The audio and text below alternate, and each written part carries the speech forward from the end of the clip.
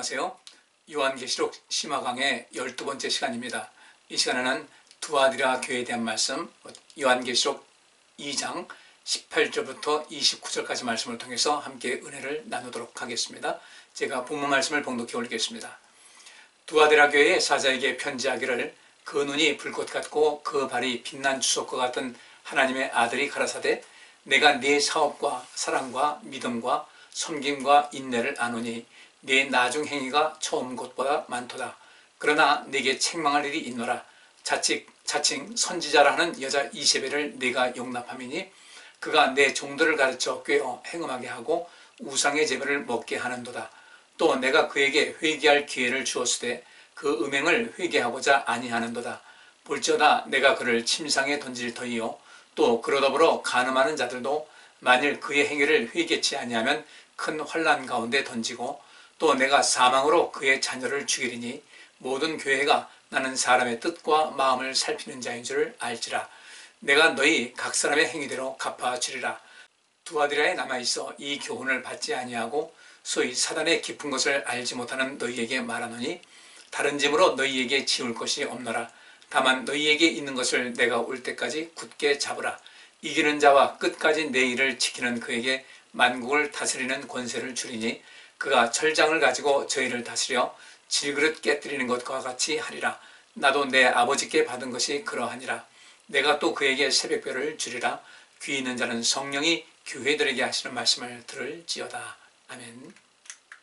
이 시간에는 소아시아 7교회 중에 네 번째로 기록된 두아디라 교회에 대해서 한번 살펴보도록 하겠습니다. 오늘 주제는 금지된 것을 용납한 두아디라 교회라 이렇게 제가 잡았는데요. 여기 18절 말씀에 두아디라 교회의 사자에게 편지하기를 그 눈이 불꽃 같고 그 발이 빛난 주석과 같은 하나님의 아들이 가라사대. 이제 그 교회에 편지를 쓸 때 그게 특징적으로 예수님께서 어떤 분인가를 말씀을 하신 거예요. 여기 보니까 눈이 불꽃 같다라는 것은 교회의 형편을 정확하게 살피셔서 불의를 심판하시는 하나님의 아들의 모습이 나와 있고요. 근데 이 두아디라 지역에는 그 당시 이 말씀이 기록된 당시에는 자주색 옷감을 염색하는 일이 있었어요. 근데 이 자주색 옷감을 염색하는데 이것이 이제 식물에서 그 염료를 채취할 때는 그것이 쉽게 바르기도 하지만 이런 조개라든지 이런 것에서 그 염료를 이제 얻을 때는 잘 변색도 안 되고 아주 굉장히 질 높은 이런 그 모습이 되기 때문에 그 당시에도 이 자주색 옷을 입은 사람들은 굉장히 그 규모가 있고 또 경제적으로도 좀 안정이 되어 있고 권세 있는 사람들이 입었다 이렇게 보통 이야기를 합니다. 그래서 이 자주색 옷감을 염색하는 일도 있었고 그 다음에 주석으로 이제 굴이 종리게 되겠죠. 주석으로 로마 군인들의 철모를 만드는 사업도 번성했습니다. 그리고 이제 그 염색하는 것도 있다 보니까 자연히 면직하는 거, 그 다음에 모를 제작하는 거, 그 다음에 빵 제조, 또 이게 질그릇 이런 것도 수공업도 많이 발달한 모습을 가지고 있었습니다. 그런데 이 교회에 대해서 주님께서 먼저 이렇게 말씀하십니다. 내가 네 사업과 사랑과 믿음과 섬김과 인내를 아노니 네 나중 행위가 처음 것보다 많다 이렇게 말씀하고 있어요. 여기서 사업이라는 것은 그들의 행위를 말하고 있습니다. 행위와 그들의 수고한 것, 일한 이런 모든 것을 말하고 있어요. 그들의 업적입니다. 근데 이것도 칭찬을 말하고 사랑도 풍성했고 또 믿음도 든든하게 섰고 또 누군가를 섬기는 이런 일에도 최선을 다했고 또 그들이 인내하면서 믿음을 지켜온 것을 잘한다. 근데 여기다 이제 하나 더 할 것이 내 나중 행위가 처음 것보다 많다 그랬어요. 근데 이 나중 행위라는 것이 어떤 것인가? 이것은 현재 완료형입니다. 그러니까 이 과거를 봤을 때, 과거로부터 이 두아디라 교회의 시작부터 이제 쭉 봤을 때 계속해서 믿음이 성장을 해서 이전에 그 하던 사업과 사랑과 믿음과 섬김과 인내 이것과는 정말 비교할 수 없을 정도로 상당히 뛰어난 모습으로 성장했다는 거예요. 처음 것보다 많다 이렇게 말씀하셨습니다. 멋진 것이죠.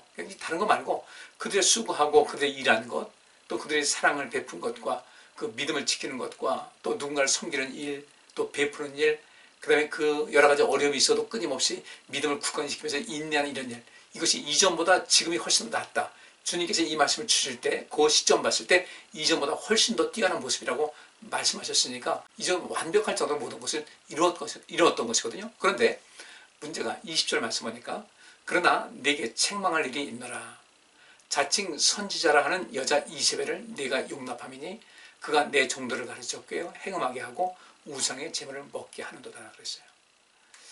오늘 제가 주제를 잡은 대로 금지된 것을 용납한 이 사람들, 이 두아드라 교회, 이것이 이제 문제가 된 거예요. 그렇다면 여기 있는 대로 한 가지 책망할 것이 있는 겁니다. 다른 거 다 칭찬하면 하다는 거예요. 뒤에 있는 말씀 보니까 내가 더 이상 너에게 더 이상 뭐 말할 것이 없다. 여기서 한 가지 여기는 거예요. 금지된 것에 대해서 이 두아드라 교회가 조금 느슨했던 거예요. 그러니까 이 두아드라 교회는 모든 것이 완벽하다 할 정도로 좀 열심히였고 주님께서 칭찬하시만 했는데, 근데 여기서 그 썩은 사과 하나가 이 사과 박스 전체를 썩게 하듯이 그런 요소가 있었는데 이 두아드라 교회는 그것을 좀 간과했다는 거예요. 그들이 나름대로 이 교회 안에서 상당한 어떤 지위를 차지하고 있고 어떤 막강한 경제력을 갖고 있었는지 어떤 그 지위를 갖고 있었는지 이것은 알 수 없는데, 어쨌든 그들을 치리하지 못한 어떤 이유가 있었던 것 같아요. 아마 우리가 상식적으로 알게 되면 그들이 어떤 권력이 있는 자든지 또 재물을 갖고 있는 자든지 교회 내에서 상당히 어떤 영향력을 끼치는 사람들이 아니었을까라는 것은 추측을 할 수가 있습니다. 근데 그럼에도 불구하고 우리 주님께서는 이 말씀에서 아주 단호하게 말씀하십니다. 어느 조직이든 그렇죠. 교회도 역시 마찬가지고 어떤 영향력이 큰 사람이 목소리가 큰 법이고 그 사람이 빠지게 되면은 여러 가지 재정적인 것이든지 어떤 영향력 자체가 약화가 되다 보니까 그들은 그냥 적당히 넘어가는 그런 경우가 있다는 거예요. 그리고 이 두아드라 교회가 책망을 받는 것은 내가 분명히 잘못된 것은 잘못된 것에서 분명한 선을 그어야 될 텐데 그것을 하지 못했다는 거예요. 나름대로 얘기를 들어보면 이유가 있었을 거라는 겁니다. 그들이 빠지면은 그 그룹이 빠지게 되면 교회가 힘을 잃기 때문에 그렇게 할 수밖에 없었습니다라고 말할지 모르지만 사실 그들의 영향력이 크겠습니까? 하나님의 힘이 크겠습니까? 여기서 이제 우리가 이 인간적인 것과 또 우리 하나님께서 원하신 것과 이 비교를 해서 어떤 길을 택해야 될 것인가에 대한 분명한 우리가 그 노선이 설정이 돼 있어야 되는 거예요.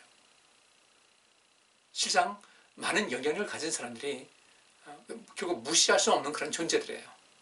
그런데 그 어떤 조직이 또는 그런 교회가 온전하기 위해서는 지금은 별로 티가 나지 않지만 언젠가는 심각한 문제가 발생하기 때문에 이 부분을 정리하지 않게 되면 사단이 그 속에서 굉장히 깊이 파고 들어와서 결국은 주저앉을 수밖에 없다는 것을 주께서 말씀하시는 것이거든요. 그것이었어요. 다른 거 다 잘했다. 뭐 어떤 것을 뭐 일부러 뭐 태만하고 믿음을 저버리고 그런 것이 아니었는데 분명히 이 모든 것을 치리할 것이 있었는데도 불구하고 그것을 손대지 못한 것에서 그리고 이것이 이후에 교회에 상당히 악영향을 끼치게 되는 것인데 그것 하지 못한 것에 대해서 주님께서 책망을 하고 계신데 실상 오늘날 이 시대에 현 시대도 우리가 살고 있는 이 현대에도 역시 마찬가지로 이 말씀은 굉장히 우리가 주목해서 볼 내용이에요. 영향력 있는 사람들은 끊임없이 더 많은 것을 가지려고 합니다. 현 시대요. 교회든 세상이든 똑같이 그렇게 되는 겁니다. 이럴 때 어떻게 하면 이 세상을 온전케 만들 것인가? 특별히 교회는 세상에 생명과 생명력을 주는 것인데 그런 것에 휘말리는 상태가 되서는 안 된다. 왜? 우리 하나님께서는 교회의 주인이시고 머리이시고 교회가 온전하게 될 때 하나님께서는 그 교회에 큰 힘을 주시고 그런 성도들에게 복을 주시는 것이거든요. 여기에 대해서 우리가 좀 굉장히 주의를 기울이고 많은 생각을 해야 되겠다는 것이죠. 여기 이제 열왕기상 16장 30절부터 33절 말씀 보니까요. 오므리의 아들 아합이 그 전에 모든 사람보다 여호와 보시기에 악을 더욱 행하여 느바스의 아들 여로보암의 죄를 따라 행하는 것을 오히려 가볍게 여기며 시돈 사람의 왕 엣바알의 딸 이세벨로 아내를 삼고 가서 바알을 섬겨 숭배하고 사마리아에 건축한 바알의 성석에 바알을 위하여 단을 쌓으며 또 아세라 목상을 만들었으니 저는 그 전에 모든 이스라엘 왕보다 심히 이스라엘 하나님 여호와의 노를 격발하였더라. 여기서 이세벨이 나옵니다. 근데 아합왕의 아내였던 이세벨하고 지금 이 두아드라 교회에 나오는 이 이세벨과는 다른 존재죠. 다른 존재인데 실제로 그 역할에 있어서는 비슷하다는 거예요. 아합의 왕 그 아내가 이세벨이 말이죠. 이스라엘 전체를 굉장히 영적으로 타락시킨 그런 장본이 됐어요. 그 한 여자가. 결국 아합도 이제 죽게 되죠. 그러니까 이 교회에서 여기 있는 두아드라 교회에서 말하는 그 이세벨은 무엇인가 봤을 때 어떤 정치적인 권력, 이 정치적인 권력이라는 것은 사실 정치라는 것은 굉장히 중요한 거예요. 우리 삶 전체에서 굉장히 중요한 거예요. 서로 다른 그런 생각을 가진 사람들이 머리를 맞대고 그 힘을 모아서 더 나은 결과를 가져오도록 하는 것이 정치인데, 실상 그 정치적인 어떤 것에 있게 되면 자기가 더 많은 것을 가지고 권력을 누리고 재물을 누리기 위해서 힘쓰는 것이 오늘 현실적인 그런 모습이거든요. 교회도 예외가 아니에요. 근데 이 두아드라 교회가 모든 것이 열심이었지만 앞으로 정말 그 점점 이 교회 자체가 부패되고 문제가 야기될 수 있고 사단이 그런 것을 통해서 침투를 하는 것인데, 거기에 대해서 미리 방어벽을 치지 못했다. 그래서 교회가 위기를 스스로 자초했다는 것이죠. 그에 대한 경계를 게을리했기 때문에. 여러분, 사단은 우는 사자같이 산길자를 두루 찾아다닌다고 했는데, 온갖 거짓말과 또 선동과 술수를 가지고서 많은 사람들이 영혼을 도저히 안 하고 있는데, 이 이세벨이 바로 그 모습이라는 겁니다. 오늘날 이 시대에 이세벨은 있어요.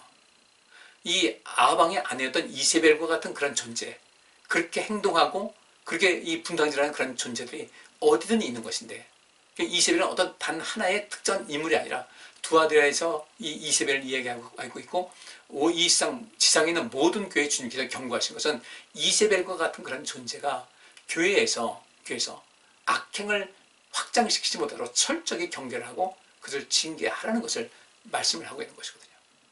두아드라는 다 잘했어요. 모든 것에 칭찬을만 했어요. 근데 그것 하나를 못했기 때문에 교회가 나중에는 힘을 잃어버리는 결과를 가져오게 됐다. 그럼 이세벨이 어떤 것인가? 자, 민수기 25장 1절부터 4절까지 말씀하니까요. 이스라엘이 시딤에 머물렀더니 그 백성이 모압 여자들과 음행하기를 시작하니라. 그 여자들이 그 신들에게 제사할 때에 백성을 청하며 백성이 먹고 그들의 신들에게 절함으로 이스라엘이 바알 보올에게 부속된지라. 여호와께서 이스라엘에게 진노하시니라. 여호와께서 모세에게 이르시되 백성의 두령들을 잡아 태양을 향하여 여호와 앞에 목매어 달라. 그리하면 여호와의 진노가 이스라엘을 떠나리라. 발람이 그 모압의 발람 왕의 그 유혹에 빠져서 돈을 줄 테니까 이스라엘 백성들을 저주하라고 했는데, 하나님께서 강력하게 경고하심을 통해서 발람은 그것을 못했어요. 근데 그것을 직접적으로 못했지만 발람은 발람 왕에게 이스라엘 백성들을 혼란케 하고 그들이 범죄에 빠져서 하나님과 거리가 생기게 하는 어떤 조건을 제시한 것이죠. 이 모압에 있는 이 시딤이라는 것은 가나안 땅을 바로 눈앞에 보이는 요단강 가까이 가는 그 지역입니다. 오늘 이 말씀은 이스라엘 백성들이 거의 40년 광야 생활을 마치고 이제 그 가나안 땅에 들어가기 직전에 이 상황을 여기서 말하고 있는데, 이 시딤에서 모세가 이제 마지막 고별 절교를 한 것이거든요. 그런데 그 백성이 모압 여자들과 음행하기를 시작했다는 거죠. 이 고대로부터 지금까지 이 음행과 그다음에 이단들의 어떤 그 작용은 굉장히 일치하는 것을 알 수가 있어요. 이단과 일치를 합니다. 지금도 뭐 JMS라든지 많은 이단들은 이런 그 성적인 것을 굉장히 문란한 것으로 보이겠는데, 여기도 마찬가지로 그런 일이 있었던 거예요. 이 음행하기 시작한 겁니다. 그러니까 이들을 이끄는 거죠. 우리가 섬기는 신을 찾아가보자. 가서 우리의 음식 먹자. 그래서 그들의 그 종교 행위에 맞춰서 들어간 이 상황 속에서 이제 음행하기를 시작한 거예요.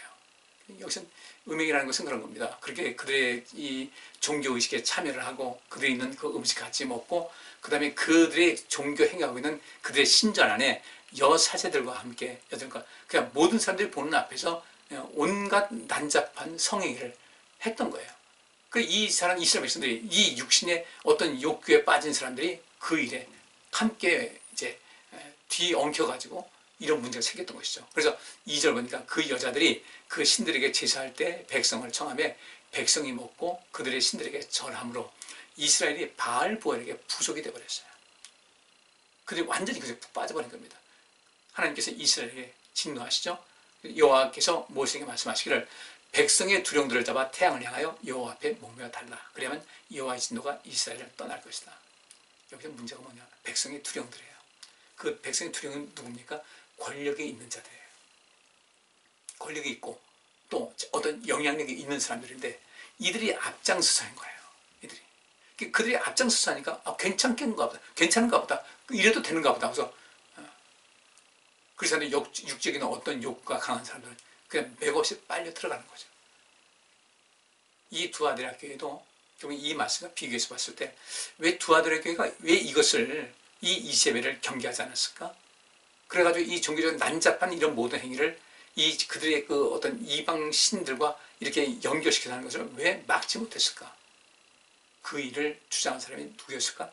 결국은 그 두 아들의 학교의 어떤 지도자 그룹이 그렇게 했을 것이라는 거죠. 그래서 이 세상은 권력과 돈과 그 또 이 사람들의 영혼을 빼앗는 이 여자의 문제는 늘상 이 사회를 복잡하게 만들고 시끄럽게 만들죠. 항상 권력이 있는 것은 그런 것이 이 세상 권력은 말합니다. 정치 권력자들 이들에게는 그 권력과 돈과 이 여성들의 이런 모든 문제가 항상 뒤죽박죽 뒤에 엉켜 있는 거예요. 그러면서 이제 망가지는 거죠. 그래서 이런 교회 내에서 어떤 이단적인 요소라든지 이런 잘못된 것을 가르칠 때는 이것은 엄하게 교회 전체가 뜻을 앞에서 경고를 하고, 물론 그렇다고 경고한다고 해서 그들을 마구 내치라는 것은 아니에요. 그렇게 마구 내치다가 문제가 된 것이 에베소 교회잖아요. 너무 내쳐버렸어요. 일단 그들을 구하기 위해서, 그들을 사랑으로 품기 위해서 끊임없이 노력을 하다 안 되면은 이방인같이 취급해야 되는데 에베소 교회는 너무 지나치게 했고, 이 두 아들의 교회는 다른 건 잘했는데 바로 이런 부분에서 경계심을 소홀히 했다. 경계심을 소홀히 했다기보다는 그런 교회에 어떤 영향력을 끼치는 사람들에 대한 어떤 치리를 분명하게 하지 못했다. 근데 여기 민수기 29장 말씀 보니까 하나님께서는 백성의 두령들을 잡아서 여호와 앞에 목을 매달라 이렇게 말씀하고 있어요. 여기 보면요, 두아디라는 정치적 도시가 아니라 산업 도시였다. 각 업종들은 조합원들로 구성된 결속력이 강한 조직을 가지고 있었는데, 뿐만 아니라 이런 조직들은 도시의 정치, 경제, 사회, 종교 등 생활 전반에 큰 영향력을 행사했기 때문에 시민으로서의 혜택을 누리려면 누구든 필수적으로 기회조직 회원이 되어야 했다. 이러한 상황은 4대 골로새, 라오디게아, 히에라볼리 등도 마찬가지였는데, 기회조직들 중 가장 단결력이 강한 조합은 소묘조합으로 유대인들이 대부분 이에 속했다. 그 염색업이 굉장히 흥황했으니까 그것이 안에 지금 말하면 노조와 같은 어떤 조직으로 형성이 돼 있었던 거예요. 그리고 이곳에는 페르가몬처럼 많은 신전을 가지고 있지는 않았지만 도시를 수호하는 트림나스 신이 태양신 아폴로와 동일시되어 숭배되었다. 트림나스 신상은 좌우에 도끼로 무장한 전사를 조각한 것이었는데, 앞에 말씀드린 대로 두아디라에서 성행하였던 각 조합은 트림나스 신전과 밀접한 관계가 있었어요. 조합원들은 트림나스 신전의 후원 조직으로 갯돈의 일부를 신전에 바쳤고, 갯날이 되면 트림나스 신전에 모여 제사를 행했습니다. 그리고 우상에게 바친 고기를 먹고 술을 마시며 제사 분위기가 고조되면 마무리로 신전에서 일하는 여자들과 음행을 하였다. 우리가 지금 민수기 25장에 있던 그 말씀하고 유사하죠. 근데 민수기 때도 그랬다. 지금 이 두 아들의 교회 그 시대 때도 그랬다. 지금은 어떻겠습니까? 지금도 역시 마찬가지라는 거예요. 이것을 우리 교회는 경계를 할 필요가 있다는 겁니다. 결국 이게 경제적인 문제 때문에 그런 거예요. 섬유 계통에 있는 사람들이 어떤 길드를 형성하는 거지. 길드 형성해서 그 모든 속에서 자기들의 이권을 공유하고 또 외부에 있는 사람 배제하고, 그래서 그들끼리의 어떤 결속력을 점점 더 강화시킨다는 그런 의미에서 트림나스 신전과 밀접한 관계가 있고 우상을 섬기는 거죠. 뭐 바알 신이 다른 것이겠습니까? 권력과 재물 때문에 그 바알이라는 존재하지 않은 그 바알을 추종하는 것인데, 여기도 마찬가지였다는 거예요. 경제적인 이유 때문에. 그리고 또 우리는 하나라는 그런 것을 가지고 그렇게 난잡한 행위까지도 서슴지 않고 했던 이런 상황. 이런 사람들이 또 교회 안에도 들어와 있더라는 거죠. 이것을 경계를 못했다는 거예요.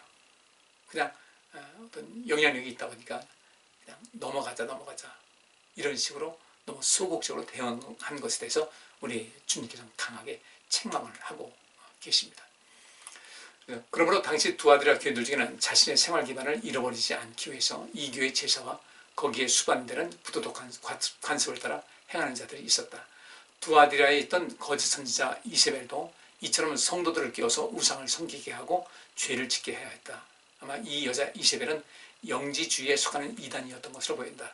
영지주의란 영혼과 물질 이혼론을 주장하는 그 당시 소아시아 일대와 지중해 연안에 광범위하게 퍼져 있던 사상이었고요. 이 영지주의에는 이제 또 크게 두 종류가 있었는데, 하나는 육체가 악하다며 금욕하고 절제하는 공여행주의의 계통이에요. 육체는 악하니까 이 육체를 통제하기 위해서 우리가 금욕하고 절제하는 삶을 살아가야 된다. 뭐 이런 것이 또 있었고요. 또 이 과거 SNF도 역시 그런 사상이 좀 있긴 있었어요. 또 다른 하나는 육체는 원래 악하니까 어쩔 수 없다. 이 육체는 버려진 것이다. 그러니까 우리 안에 있는 영혼만 깨끗하면 된다고 가르치는 반율법주의 계통이었어요. 아마 이 당시 두아디라 교회 그 이세벨은 두 번째 케이스로 영혼과 육체는 서로 관계가 없기 때문에 우리가 영적인 이 영혼이 깨끗하면 된다. 영이 깨끗하면 된다. 영만 하나님과 온전하면 되는 것이니까 어차피 우리 육신은 죄로 물드는 것이고 죄에서 벗어날 수 없으니까 몸으로 어떤 죄를 짓든 우리가 천국 가는 것에는 크게 상관이 없다. 우리 마음으로 하나님을 잘 섬기면 된다. 그러면 여러분들 행함이 없는 믿음은 죽은 믿음이라고 했는데 하나님 말씀을 잘 섬긴다고 하면서 그 이세벨 가르치는 대로 온갖 음행과 더불어 재물에 육신 빠져가지고 그렇게 내 멋대로 나는 뭐 이미 내 영혼 구원받았으니까 괜찮다. 내 멋대로 살아도 된다. 성경에 그런 가르침이 어디 있겠어요. 이건 성경이 아니라 이 세상 사람들에게도 상식적으로 맞지 않는 그런 것인데 그런 식으로 사람들을 꼬였는데 돈은 많겠다. 힘은 있겠다. 그러니까 할 수 있는 것도 많고 누릴 수 있는 것도 많고 그러다 보니까 그들이 점점 더 죄악 속에 빠져 들어가는 거죠. 이것이 바로 무엇입니까? 한국에서의 구원파가 바로 이 당시 영지주의와 같은 맥락을 걷고 있어요. 우리나라 이 구원파는 역사가 우리나라에서 시작된 것은 아니에요. 역사 오래됐습니다. 그 원인이 무엇인가? 인간의 탐욕스러움이 그 이단을 만들게 된다 이거죠. 또 내가 그에게 회개할 기회를 주었을 때 그 음행을 회개하고자 아니하는도다. 볼지어다 내가 그를 침상에 던질 터이요 또 그로 더불어 간음하는 자들도 만일 그 행위를 회개치 아니하면 큰 환난 가운데 던지고 또 내가 사망으로 그의 자녀를 죽이리니 모든 교회가 나는 사람의 뜻과 마음을 살피는 자인 줄 알리라. 내가 너희 각 사람의 행위대로 갚아줄 것이다. 그래서 하나님께서 엄한 심판을 말씀하셨어요. 또 그 사망으로 그의 자녀들을 죽이겠다. 여러분 그렇게 엉망진창으로 사는데 자녀들 교육이 되겠어요? 안 돼요. 될 수가 없는 거예요. 그 자녀들도 결국은 죽음으로 영원한 형벌로 빠질 수밖에 없는 그런 삶을 살아가게 되는 것이죠. 24절부터 29절 두아디라에 남아있어 이 교훈을 받지 아니하고 소위 사단의 깊은 것을 알지 못하는 너희에게 말하노니 다른 집으로 너희에게 지울 것이 없노라. 여기 있는 말씀은 앞에 있는 그대로예요. 내가 너희 수고와 사랑과 믿음과 섬김과 인내 이번 것을 다 알고 있는데 나는 더 이상 너희에게 이런 것을 더해야 된다. 다른 집으로 너희에게 지울 것이 없을 정도로 그것은 정말 잘한 것이라는 거예요. 근데 20절에 말씀하니까 다만 너희에게 있는 것을 내가 올 때까지 굳게 잡으라. 그것이 사단이 침투하고 이 세속적인 사람들이 와서 그런 모든 질서를 무너뜨리지 않도록 그래서 굳게 잡으라. 그러기 위해서는 그 잘못된 이단 이것에 대해서 철저히 그 이세벨 그러니까 옛날로 하면 바알이죠. 이세벨 권력과 재물과 이런 모든 것에 심취 있는 그런 사람들을 그들에게 내 영혼을 도둑질 당하지 않도록 굳게 지키는 것이 필요하다. 26절 말씀하니까 이기는 자와 끝까지 내 일을 지키는 그에게 만국을 다스리는 권세를 줄 것이다. 이겨야 된다는 거죠. 그리고 이기고 그래서 끝까지 마지막까지 지켜야만 지킬 때 내가 만국을 다스리는 권세를 그에게 주겠다. 그러니까 철장을 가지고 죄를 다스려 질그릇 깨뜨리는 것 같이 하리라. 철장은 무엇이겠습니까? 철로 된 봉을 말하고 있어요. 철로 된 막대를 가지고 그 잘못된 자를 심판하다 질그릇 깨뜨리는 것 같이 깨뜨릴 것이다. 이세벨의 그 유혹에 빠져서 벗어나지 못하는 사람들은 결국 그렇게 멸망을 받을 수밖에 없다는 것을 말씀을 하고 있습니다. 그러면서 나도 내 아버지께 받은 것이 그러하다. 내가 그 권세를 가지고 반드시 이 세상을 심판할 것이라는 것을 말씀하고 있어요.